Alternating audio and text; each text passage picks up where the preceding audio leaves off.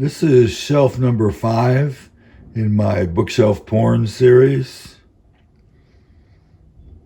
This is Rube Goldberg, a retrospective. It's a funny little book of Rube Goldberg's inventions.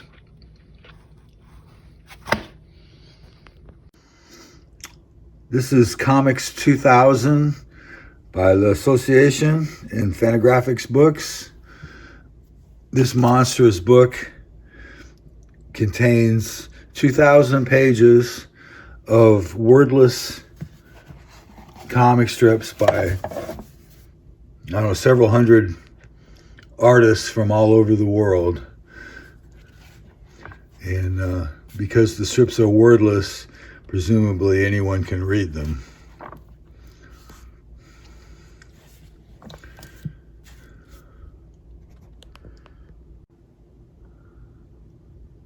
The Art of Nick Cardy.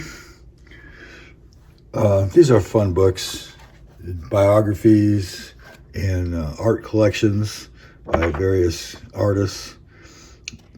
Nick Cardy has always been a favorite of mine. The Dick Ayers Story, an autobiography in comics. This is volume 2. I thought I had 3 volumes of this, but I don't know what happened to the other 2. The Frank book. This is one of my favorites.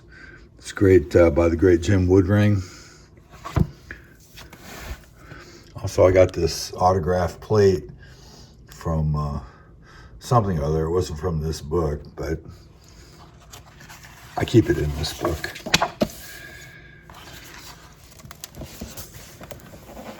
You can see the detailed artwork Woodring puts into the Frank stories, both in black and white and in color.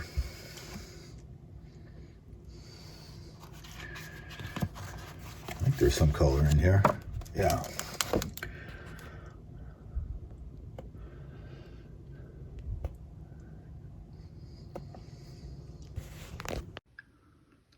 This is I-Beam Returns, a collection of I-Beam comic strips by Sam Hurt.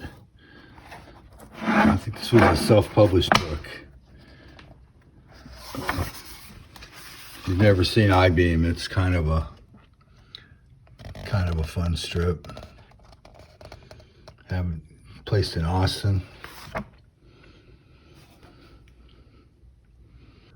And this is a program booklet from the Dallas Fantasy Fair from June of 1985. This was a fun show for me. I met a lot of my idols here.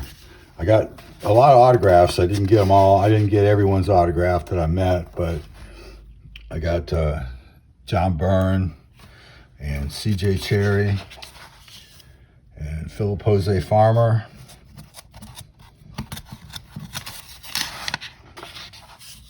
I met William Gaines, but it was at dinner time and I didn't ask for his autograph. Gary Groth,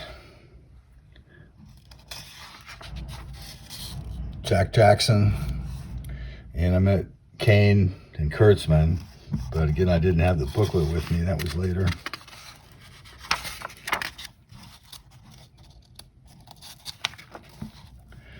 And Paul McSpadden, who was kind of a fan, and Frank Miller,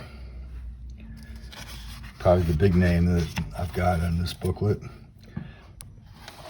But this was a big convention for me. I kind of set up and met a lot of, like I said, I met a lot of cool people. The Gilda Radner cutout book. This is kind of a fun little cutout paper doll collection. If you're a fan of Gilda Radner, you might like it. Powerhouse Pepper. I think this is a Fantagraphics book collecting Basil Wolverton's Powerhouse Pepper books from the early Timely Comics.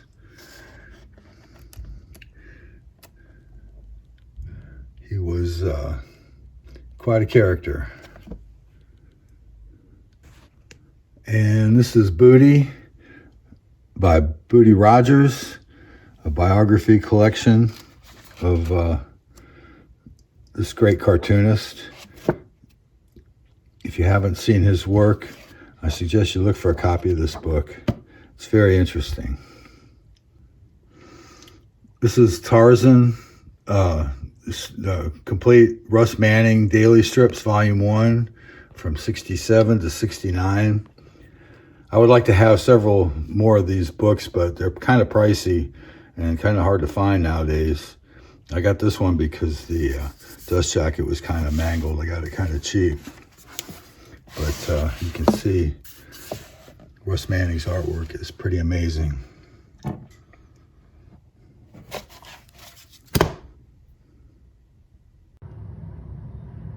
This is Joan Jett and the Blackhearts, 40 times 40. I love rock and roll. It's a collection of stories based on Joan Jett songs by female creators, including this gnarly cover by Tara McPherson. It's a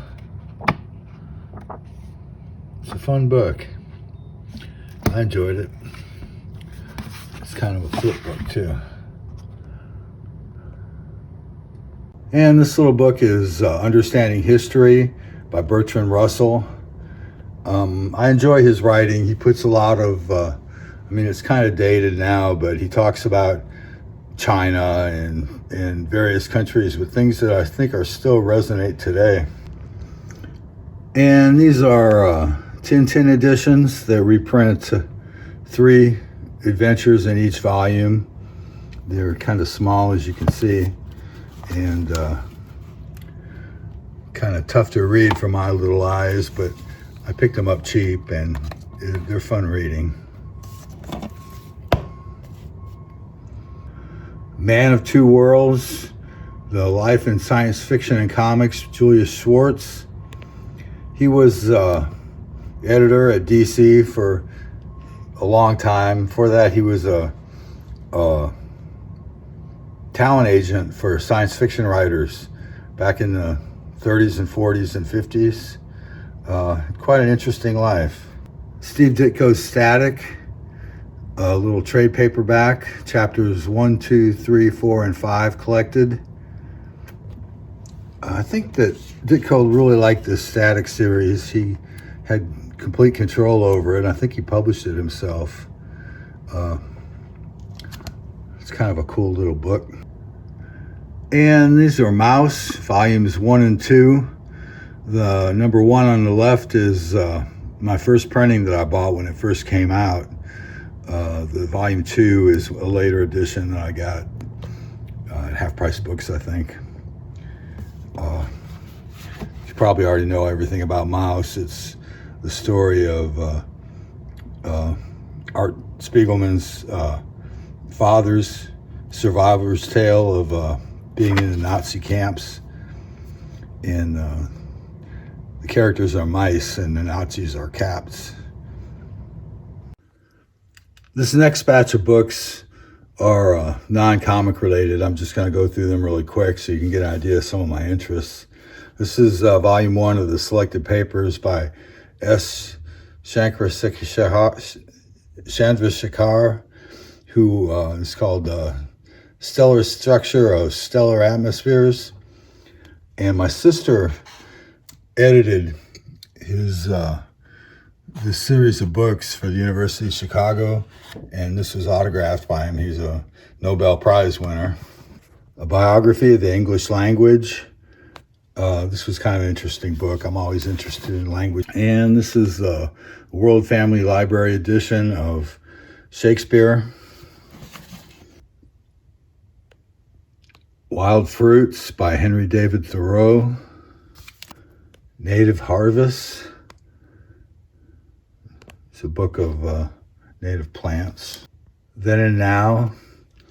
This is an interesting book that looks at various various ruins that exist now and what they look like, what they might have looked like at the time.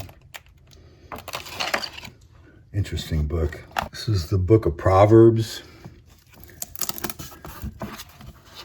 with kind of an illuminated text. And these are little books of transfers, little temporary tattoos with superheroes and outer space theme. So these were made in Japan in, I think, the 50s. Hitman by Garth Ennis and John McCrae.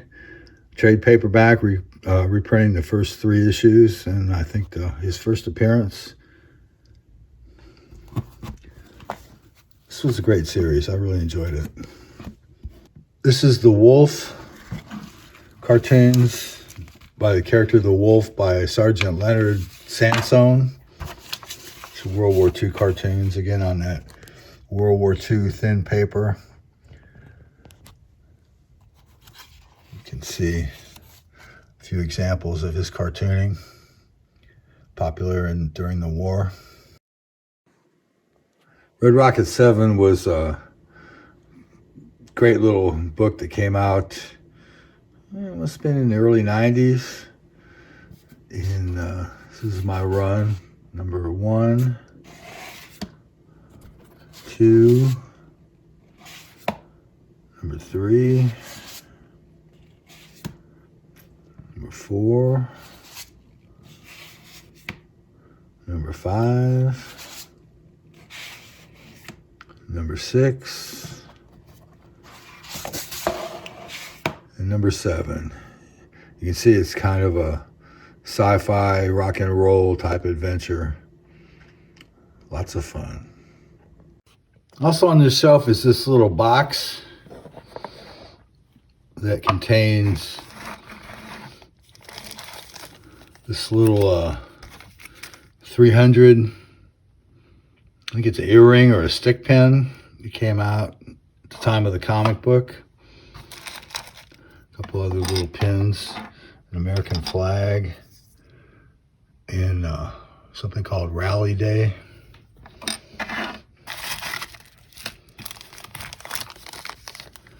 And this is the Golden Anniversary EC Fanatic Club pin from 2000 for the 50th anniversary of EC Comics.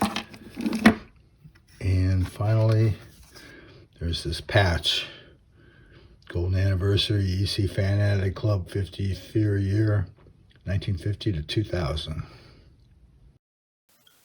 This was shelf number 5 in my bookshelf porn video series.